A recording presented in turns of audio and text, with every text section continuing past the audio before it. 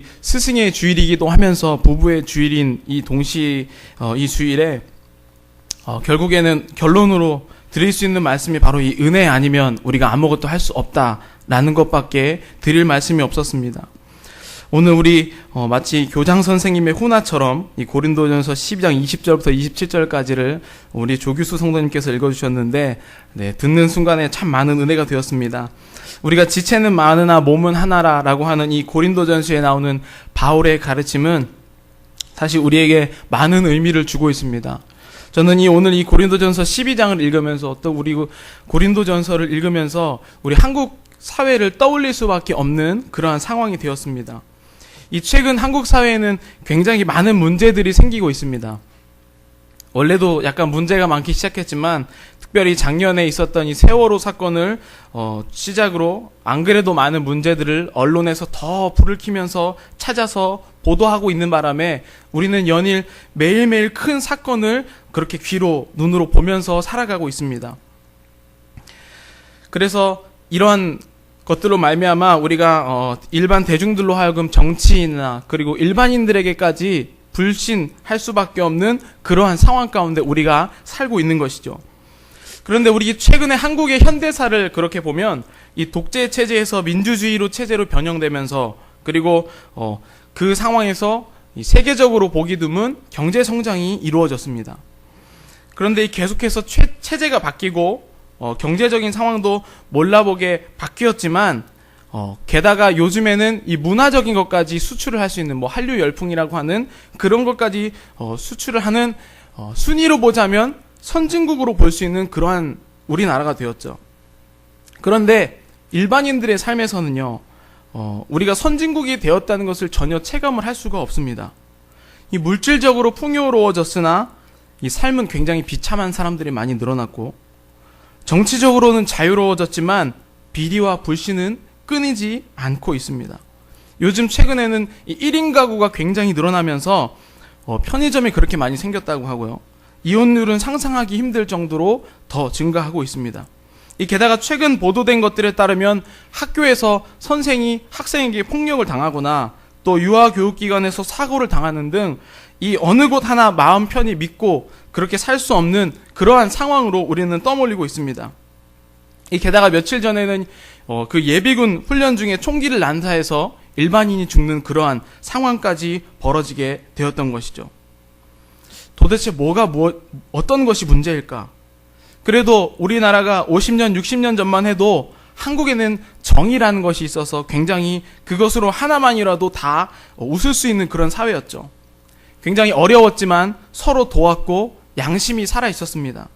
가난해서 학교 다니지 못해도 물건을 훔치거나 사기치려고 하지 않았으며 전쟁과 가난 때문에 가정이 파괴되어서 홀부모나 고아가 늘어나도 오히려 출산율은 늘어났고 마음을 울리는 감동적인 이야기들이 많이 있었습니다.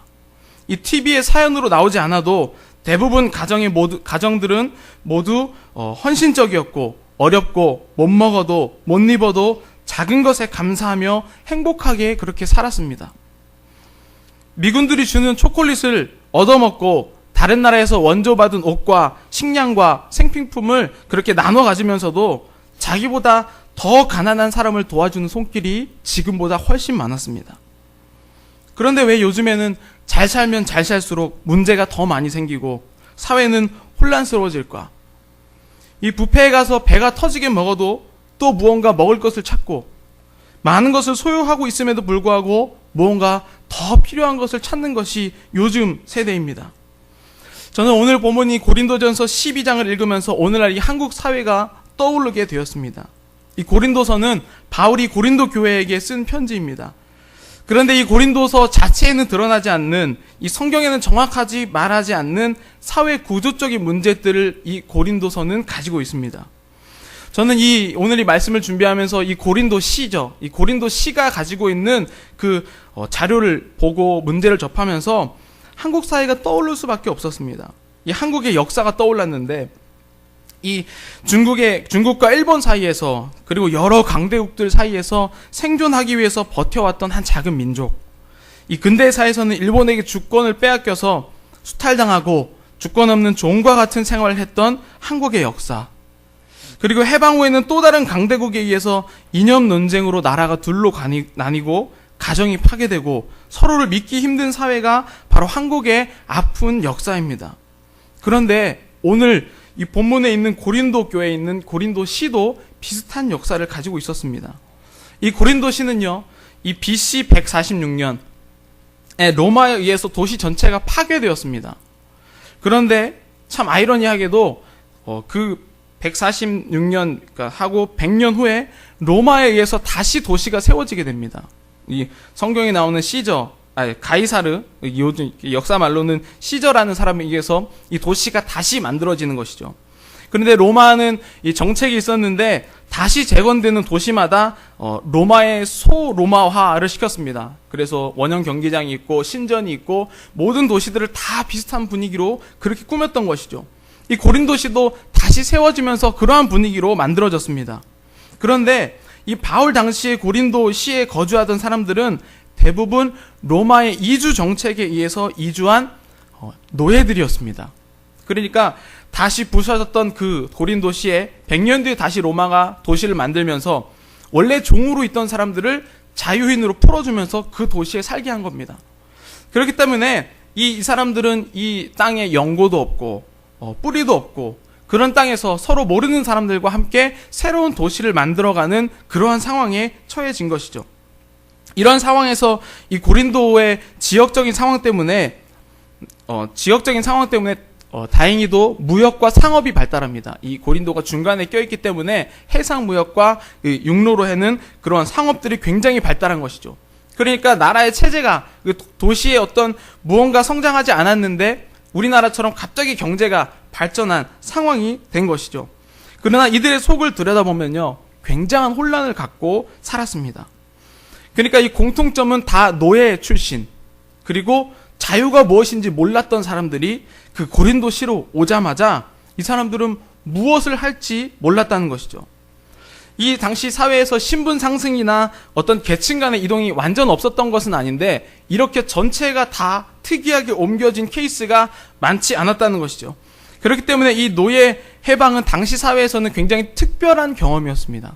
이 사람들은 대비가 되지 않았던 그런 사람들이죠. 노예 신분에서 자유인 신분으로 변화하면서 그리고 동시에 주인 밑에서 살았던 사람들이 스스로 모든 것을 책임지고 스스로 무언가를 해야 하는 그런 상황에 놓이게 되면서 이 사람은 굉장한 불안한 마음을 가지게 됩니다. 왜냐하면 노예일 때는 주인이 다 알아서 해주지 않습니까? 어쨌든 내가 복종하면 살지만 그래도 주인이 돈도 주고 집도 주고 그러면서 어떻게든지 그렇게 살았다는 것이죠. 그런데 이렇게 자유를 주자마자 어떻게 먹고 살아야 되는지, 이 사람들과의 관계는 어떻게 맺어야 되는지, 내가 무슨 말을 써야 하는지 이런 것에 대해서 헷갈리기 시작했다는 것입니다. 오히려 이 사람들에게, 노예로 살았던 이 사람들에게 이 자유라는 선물이 공포가 되어서 이들에게 다가온 것이죠. 우리나라도 그렇게 원하던 일제로부터 해방을 했지만 어떻게 살아야 할지를 놓고 강대국에 의해서 강제적으로 또다시 나눠지는 상황이 발견되었습니다. 이것처럼 이들 고린도라는 땅은 낯설고 애매하고 굉장히 생소하고 그리고 심지어 자기들을 지켜주던 그 주인이 사라진, 방어막이 사라진 그러한 상황으로 이들은 느껴지게 된 것입니다. 그래서 이 사람들은 모든 것을 다 새로 생각해야 되만 됐습니다. 이건 어떻게 하는 것이고, 친구는 무엇이고, 부모와 자녀와의 관계는 무엇이고, 이것을 다 새로 생길 수밖에 없는 것입니다. 그러면서 이 사람들이 다 공통적으로 갖고 있던 생각들이 모든 것이 불분명하다는 것입니다. 맞는 게 없는 것이죠. 니네 동네에서는, 니네 주인은 이렇게 했느냐, 니네 동네에서는 이렇게 했느냐 라고 하면서 도저히 맞는 것이 없는 것입니다. 그러므로 싸우는 일이 자주 벌어지고 어떤 출신이냐에 따라서 나뉘기를 시작하고 또 누구 종 밑에서 있는 그런 식으로 나뉘기를 시작했다는 것이죠. 이 어지러웠던 이 고린도 시 사회에는요, 가장 익숙한 것이 뭐였냐면 바로 누구누구 종 출신 이것입니다. 그러니까 이거를 얘기하자면 그러니까 좋은 말로 하자면 후원자죠. 그 자기 주인을 후원자, 그리고 자기는 그 후원자 밑에서 살았기 때문에 수혜자라고 하는데, 후원자와 수혜자의 관계가 이 사람들한테는 가장 친숙하고 마음이 평안한 상태였습니다. 참 웃긴 것이죠. 우리는 노예로 있을 때는 해방되기를 원하지만 또 해방되면 다시 노예 생활을 꿈꾸는 사람들이 이게 바로 우리의 인간의 본 모습이라는 것이죠. 그래서 이 어떤 사람들은요, 이 해방이 되고 난 다음, 그러니까 자기가 신분으로 자유가 된 다음에도 고린도시에서 자기 전 주인의 이름을 쓰기도 합니다. 나는 그 주인 출신이라는 그것을 나타내는 것이죠. 그리고 특별히 황제의 이름을 자신의 이름 가운데 넣는 사람들도 있고, 자신의 이름 자체를 그 주인의 그 후원자의 이름으로 썼던 사람들도 있습니다. 이 우리나라도 이 해방되었지만 여전히 일제시대 때 활약했던 사람들이 계속해서 해방 후에도 주도권을 이어가는 사태가 되었죠. 그래서 이 식민시대 습관을 떨치지 못하고 자유가 오히려 두려움이 되어서 일본에게 조아렸다는 역사적인 기록들이 아직도 많이 있습니다. 해방하고 난 뒤에도 일본한테 손을 벌렸다는 기록들이 많이 나타나고 있는 것이죠. 이 어떤 사람은 여전히 한국의 경제적, 정치적 거부들 중에 친일파였던 사람들이 많이 있다고 그렇게 분석을 합니다.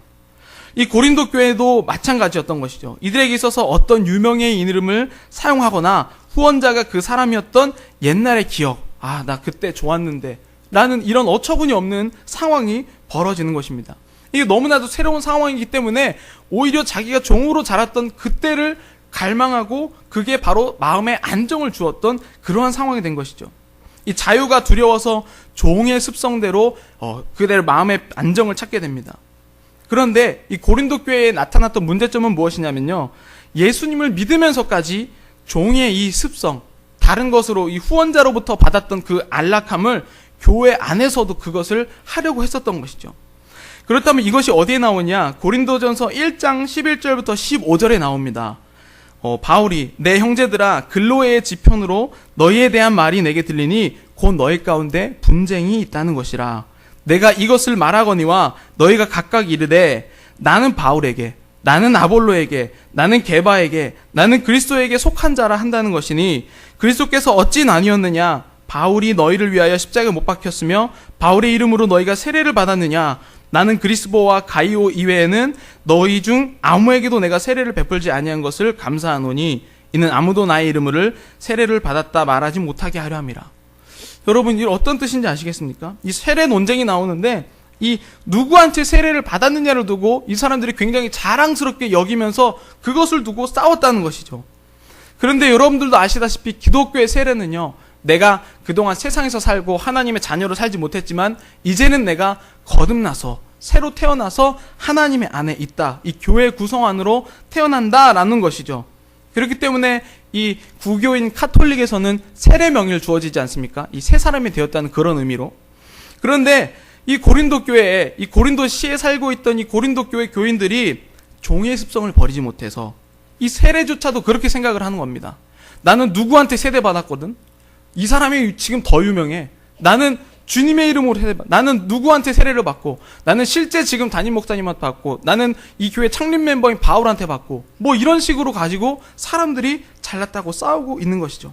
그런데 우리는 이 사람들의 아픔을 이해할 수밖에 없습니다. 왜냐하면 나는 누구의 이름으로 세례 받았다는 것이 이 사람들의 마음의 안정이 됐었던 것이죠. 왜냐하면 종의 습성을 버리지 못했기 때문입니다. 그렇게 살아왔기 때문에 이 나는 누구 밑에, 누구 안에 속해 있는 것이 마음의 평안을 주는 것입니다. 그런데 이 고린도 교회가 문제가 있어서 이 고린도서를 그렇게 작성했다고 하는데, 이 비단 이 서로 싸운 것 때문에 이 고린도 교회에 문제가 있었다고 그렇게 이야기를 하지 않습니다. 무엇이냐면 이 사도들의 이름을 통해 자신을 규정하는 방식, 그러니까 세상의 종의 습성 방식을 그대로 교회 안에서도 주장하고 있기 때문에 고린도 교회에 문제가 있다는 것이죠. 누구 이름으로 세례를 받았냐, 이런 것들이 문제가 되는 것입니다. 서로 싸웠다는 것이 문제가 되는 것이 아니고. 그래서 오늘 본문에서 바울은 고린도 교회 성도들에게 너희들 모두 각 몸의 지체인데 지체 중에 필요하지 않는 것이 어디 있느냐, 중요하고 중요하지 않은 부분이 어디 있냐라고 물어봅니다. 왜냐하면 고린도 교회 성도들이 종의 습성을 가지고 서로 자기가 섬기고 있는, 서로 자기가 세례를 받았다고 하는 그 주인을 잘났다고 싸우고 있기 때문이죠. 그런데 이 말씀에 대한 답변은 또 간단합니다. 오늘 본문인 이 고린도전서 12장 26절에 보면요, 만일 한 지체가 고통을 받으면 모든 지체가 함께 고통을 받고 한 지체가 영광을 얻으면 모든 지체가 함께 즐거워하느니라. 그러니까 어느 것이 중요하고 중요하지 않은 것이 없다는 것이죠. 누가 누구의 상태에 속하고 있는 것이 아니라 우리는 예수 그리스도의 안에 속하기 때문에 우리에게 자유가 즐거운 것으로 그렇게 이야기를 하고 있습니다. 저는 이 대답이야말로 한국 사회를 살리고 가정을 살리는 명확한 대답이라고 생각합니다. 한 지체가 고통을 받으면 모든 지체가 함께 고통을 받고 한 지체가 영광을 얻으면 모든 지체가 함께 즐거워하느니라. 이것만큼 우리 사회에 필요한 대답이 없다는 것이죠. 이 고린도 교회 성도들의 문제를 아직도 이 가지고 있는 종의 습성, 이 버리지 못한 시각으로 우리 사회를 보면요, 한국의 사회적 현상이 읽혀지기 시작합니다. 아직도 매번 침입당할 것을 두려워해 눈치를 보고 사는 작은 약소국으로 100년 전에 일본에게 식민지 살았던 사람들로서 또는 민주주의와 사회주의 체제에서 벌어진 이 군비 경쟁의 희생으로 벌어진 분단국가, 우리는 아직도 종의 습성을 버리지 못하면서 그렇게 살아가고 있습니다. 이 어렵게 얻은 자유와 경제적인 부를 사용할 줄을 모르는 것이죠. 이 언론에서는 한국인들이 안전불감증 때문에 사고가 끊이지 않는 것을 그렇게 해석하지만 저는 안전불감증이라기보다는 사회 구조적인 문제라고 생각을 합니다. 그런데 문제는 이 사회 구조적인 종의 습성이 그대로 가정까지 이어진다는 사실입니다. 이러한 문제적으로는 경제적으로 풍요로워진다고 해서, 많이 배운다고 해서, 자유가 주어진다고 해서 절대로 해결되지 않는다는 것이죠. 종의 습성을 여전히 가지고 있으면서 경제적으로 풍요로워지면 어디에 돈을 써야 할지 모릅니다. 그러니까 사도 만족이 없고 먹더라도 무언가 또 먹고 싶은 그러한 욕망에 늘 사로잡혀 있는 것이죠. 바울이 이러한 고린도 교회의 이 본문을 말하고 있는 이유는 종의 습성을 버리고 예수 그리스도로 우리의 영과 정신과 마음을 새롭게 재정렬하자는 것입니다. 이전부터 가지고 있었던 우리가 가치 판단의 기준, 그것을 아예 새로 고치자는 것입니다. 저는 오늘 부부주의를 맞이해서 또 그리고 이 스승의 주의를 맞이해서 우리가 종의 습성을 버리지 못하면 결코 스승과 제자의, 또 우리가 교회 안의 관계, 한국 사회, 그리고 특별히 부부와의 관계가 올바로 설 수 없던 사실에 큰 감동을 받았습니다. 이 종의 습성을 가지고 서로를 대할 때, 나는 이렇게 자라왔는데 너는 이렇게까지 하지 못하냐 라고 서로를 평가하면서 싸우게 됩니다. 이것은 교회 안에서도 이러고 있죠. 나는 어디서 신앙생활을 몇 년 했는데 절대 그런 일이 없다, 이 상식적으로 말이 되지 않느냐, 뭐 이러한 다툼이 많이 있지 않습니까? 가정에서도 똑같죠. 몇십 년 이상을 다른 환경에서 살아온 우리가 그 가정에 속한 그 종의 습성을 가지고 서로를 판단하고 서로에게 이야기를 하고 있는 것입니다. 아이들에게도 우리가 스승과 제자의 관계에서 나는 이렇게 배웠는데, 이런 식으로 우리가 계속 종의 습성을 버리지 못하고 누군가에게 다가서고 있는 것입니다. 그런데 이 교회의 몸의 지체를 가지고 이 바울은 에베소서 5장에서 아내와 남편을 이야기도 합니다. 이 유명한 이야기죠. 에베소서 5장 22절부터 34절까지 말씀을 보면, 아내들이여 자기 남편에게 복종하기를 주께 하듯 하라. 이는 남편이 아내의 머리됨이 그리스도께서 교회의 머리됨과 같음이니 그가 바로 몸의 구주시니라. 그러므로 교회가 그리스도에게 하듯 아내들도 범사에 자기 남편에게 복종할지니라. 남편들아, 아내 사랑하기를 그리스도께서 교회를 사랑하시고 그 교회를 위하여 자신을 주심같이 하라. 이는 곧 물로 씻어 말씀으로 깨끗하게 하사 거룩하게 하시고 자기 앞에 영광스러운 교회로 세우나 티나 주름 잡힌 것이나 이런 것들이 없이 거룩하고 흠이 없게 하려 하심이라. 이와 같이 남편들도 자기 아내 사랑하기를 자기 자신과 같이 할지니 자기 아내를 사랑하는 자는 자기를 사랑하는 것이라. 누구든지 언제나 자기 육체를 미워하지 않고 오직 양육하여 보호하기를 그리스도께서 교회에게 함과 같이 하나니 우리는 그 몸의 지체임이라. 그러므로 사람이 부모를 떠나 그의 아내와 합하여 그 둘이 한 육체가 될지니 이 비밀이 크도다. 나는 그리스도와 교회에 대하여 말하노라. 그러나 너희도 각각 자기의 아내 사랑하기를 자신같이 하고 아내도 자기 남편을 존경하라. 아멘. 오늘 이 말씀에 우리가 이 고린도전서의 배경과 그리고 고린도전서 12장 이 지체에 관한 시각으로 이 부부주의만 사용되는 이 에베소서 5장을 보게 되면요, 정확히 이해가는 것이죠. 이 예수님께서는 부부 관계와 교회와의 관계를 동일시하셔서 그렇게 이야기를 한 것입니다. 그것보다 더 큰 것을 물론 하나님과의 관계라고 이야기하셨지만, 그럼에도 불구하고 우리는 이 지체, 몸과 지체의 이 비밀을 우리 가정과 그리고 이 교회에서 우리가 적용해야 함을 분명히 깨달아야 한다는 것입니다. 이 부부가 된다는 것은요, 단순히 우리 성씨를 남기기 위해, 씨를 남기기 위해 동물처럼 번식을 하기 위한 것이 아닙니다. 그리고 젊은 사람들 입장에서는 단순히 부모님의 가르침과 통제에서 떠나 내가 하고 싶은 대로 살려고 결혼하는 것이 아닙니다. 이 한국 사회의 이혼율이 높은 이유가 무엇일까요? 그것은 바로 이전 집에서의 종속적인 개념, 종의 습성, 그러한 생활 방식과 가치관을 그대로 새로운 가정에 도입시키기 때문이죠. 교회에서도 마찬가지입니다. 우리가 하나님을 믿고 그렇게 우리가 주님을 믿는다고 고백하지만 종의 습성 그대로, 세상을 주인으로 섬기던 그 종의 습성 그대로 교회에 와서 왜 이게 안 되느냐고 우리에게 그렇게 하소연하면 이 맞지가 않는 것이죠. 우리 집에서는, 우리 가정에서는, 사회에서는 이렇게 하는데 왜 너네 집에서는, 왜 우리 교회에서는 이렇게 하지 않느냐라고 하는 것은요, 굉장히 이 종의 습성을 버리지 못한 우리의 대표적인 모습들입니다. 또 이렇게 얘기합니다. 그게 말이 되냐? 그렇죠? 말은 하면서 말이 되냐고 물어보고, 이 상식이 통하지 않는다고 이야기하고요. 이런 식으로 우리가 계속해서 상대방에게 이야기하는 것은요, 우리가 이전에 속해 있던 그 종의 습성을 버리지 못했기 때문에, 새로운 가치 체계를 꾸미지 못했기 때문에 답답해서 하는 소리입니다. 이러한 말이 근데 부부 사이를, 이 교회 안의 성도 사이를 가장 멀어지게 하는 말입니다. 우리는 늘 상식거리고 이성이 어쩌고저쩌고 이야기하는데요, 이 세상 많은 사람들의, 심지어 몇십 년을 함께 산 부부도 같은 상식을 가지고 있지 않습니다. 그냥 속으로 참는 것뿐이죠. 그런데 알고 보면 이 상식 이야기하는 사람들이 더 격하게 싸웁니다. 이 에베소서 5장 33절에는 아내와 남편의 역할을 요약하는데요, 너희도 각각 자기 아내 사랑하기를 자신같이 하고 아내도 자기 남편을 존경하라, 이렇게 이야기를 합니다. 이것은 가부장적이고 이런 것을 떠나서요, 다 아까 오늘 고린도전서 12장에 나오던 각 몸의 지체가 다 올바르게 소중하다는 것을 뜻하는 것이죠.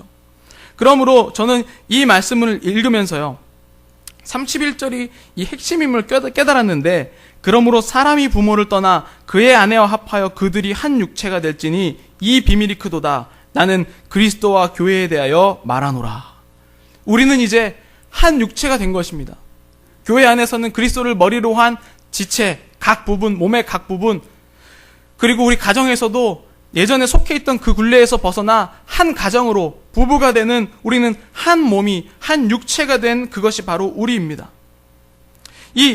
오늘 나는 고린도시와 한국 사회와 가정, 특별히 부부의 종의 습관에서 보자면, 부모를 떠나 그의 아내와 합하여 육체가 된다는 것은 각각 다르던 그 기준과 가치, 즉 누군가에 속하고자 하는 종의 습성을 버리고 새로운 한 연합체를 이룬다는 것입니다. 그러므로 이 31절은 부부의 가장 기본으로 삼아도 되는 말입니다. 이 교회로 보자면 모든 사람이 각각 다른 환경에서 다른 상식을 가지고 모였으므로 당연히 문제가 생길 수밖에 없습니다. 그리고는 서로가 다 자기가 잘났다고 하죠. 제가 가장 많이 들은 말로는요, 내가 몇십 년을 살면서, 내가 신앙생활 몇십 년 하면서 라고 하는 걸로 시작되면 일단 예전 종의 습성을 버리지 못하는 것입니다. 그러므로 우리가 그리스도와 연합하게 되면 이러한 모든 종의 습성이 사라지게 됩니다. 부부도 마찬가지입니다. 각각 몇십 년을 다른 환경에서 살아왔고 다른 꿈과 다른 목표를 가지고 살아왔습니다. 그러나 우리는 아직도 이전 가정에 종속되어 있고 세상에 종속되어 있어서 그 종의 습성을 버리지를 못합니다.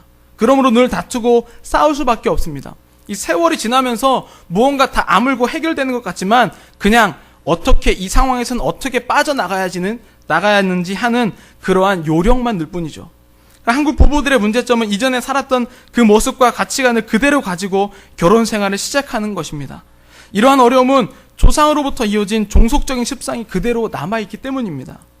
오늘 이 고린도전서 12장에서 다투는 모습은요, 묘사를 보면서 부부의 다툼과 굉장히 똑같다고 그렇게 생각이 들었습니다. 서로 지체가 잘났다고, 누가 잘났다고 그렇게 이야기를 하는 것이죠. 이해할 수가 없다고 이야기합니다. 결혼한 지 얼마 안 되는 부부는 직설적으로 얘기하고 연륜이 있는 몇십 년 된 부부는 아닌 것처럼 돌려서 이야기합니다. 그런데 이것이 서로 기분이 좋을 때는 괜찮지만 한 명이라도 기분이 나쁘면 큰 일이 일어나는 것이죠. 결코 방법과 세상의 지혜로 부부 문제를 해결할 수 없습니다. 방법은 그 순간을 넘기는 위기 대처형밖에 되지 않는 것이죠. 그러므로 종의 습성을 버리지 못하고 사는 한 우리는 결코 행복한 가정을 꾸릴 수가 없습니다. 많은 사람들의 행복한 가정을 하기를 원하고 누구나 존경할 만한 부부의 원활한 관계를 원합니다. 그래서 연예인들 중에는 그러한 모델로 있는 부부들이 많이 있습니다. 그래서 우리가 인고 부부라고 알고 있는 많은 연예인들 부부 중에서 정말 많은 비율이 가짜 인고 부부였음이 드러날 때가 굉장히 많이 있는 것이죠. 여러분들 부부의 날이 언제인지 아십니까? 5월 21일입니다. 그런데 이 부부의 날의 유래를 알아보니까 1995년도부터 시작하고 있다고 합니다. 이 1995년 5월 5일 어린이날에 어떤 한 방송국에서 어린이날 행사를 하면서 한 어린이에게 인터뷰를 합니다. 그러면서 이렇게 물어봅니다. 오늘 어린이날인데 네 소원이 뭐냐? 라고 물어봤을 때 이 어린이가 이렇게 얘기합니다. 우리 엄마 아빠가 함께 사는 거요. 이렇게 대답을 합니다. 이 말에 충격을 받아서 사회에서 충격을 받아서 생기는 것이 바로 부부의 날이 되는 것입니다. 즉, 이 가정에서는 중심인 부부 관계가 좋아야 가정이 화목해지고 생활 범사가 평안하며 자녀 관계와 사회까지도 변한다는 것이죠. 그래서 이것을 권재도라는 목사님이 부부의 날 운동을 시작하게 되고 2003년에 국회 청원을 통과해서 2007년 대통령령에 의해서 법정 기념일로 지정이 되었습니다. 이 날짜가 21일로 된 이유는 5월 가정의 달에 22, 1일, 하나가 된다는 의미를 가지고 있다고 합니다. 그러므로 우리는 이 부부 관계의 시작이 부부가 원활한 마음을 가지고 그것을 행복하게 사는 것이 가정을 살리는 길이요, 곧 이 한국 사회를 살리는 길임을 우리가 깨달아야 하는 것입니다. 그렇다면 우리는 그리스도인으로 어떻게 해야 되는가? 너희는 그리스도의 몸이요 각 지체의 각 부분이다. 이 말씀을 우리 마음에 새기고 살아가면 되는 것이죠. 저는 이 말씀이 우리들 사이에 선포되어야 된다고 그렇게 생각을 합니다. 인간적인 어떠한 방법과 상담과 기술로 부부의 행복을, 가정의 행복을, 한국 사회의 회복을 절대 장담할 수 없습니다. 그렇게 전문가가 많아지고 견해가 많아지고 그렇게 잘난 사람들이 많아지는데 왜 이렇게 사회는 더 어려워지고 가정은 파괴되고 우리의 관계는 늘 메말라 있는 것일까요? 바로 우리 가운데 말씀이 통용되지 않고 있기 때문입니다. 종의 습성을 가지고 있는 우리가 해결할 수 없는 것의 문제인 것이죠. 아무리 좋아도요, 종의 습성이 그 마음을 파괴할 수밖에 없습니다. 처음엔 좋을 수밖에 없죠. 그러나 우리가 살다 보면 종의 습성 때문에 불신하고 깨어질 수밖에 없는 것입니다. 우리 가정이, 우리 부부가, 우리 교회가 그리스도의 몸이요 지체의 각 부분이요 약함을 인정하여 주님의 은혜의 힘을 기억할 때, 그때 세상에서는 기대할 수 없는 부부의, 가정의, 교회의 기쁨이 찾아오게 되는 것입니다. 오늘 아까 처음에 나눴던 그 말씀처럼 은혜 아니면 나 서지 못하고, 은혜 아니면 우리가 서지 못하고, 가정이 서지 못하고, 부부가 세워질 수 없는 것입니다. 우리 마지막에 우리 이 찬양, 어려운 분은 그냥 듣기만 하시고, 우리가 그냥 입술로 고백하면서 하나님, 은혜 아니면, 하나님의 능력이 아니면 우리가 해결할 수 없는 이 종의 습성의 문제를 끊어지게 하여 주시옵소서. 우리 이러한 마음으로 이 찬양으로 고백하겠습니다.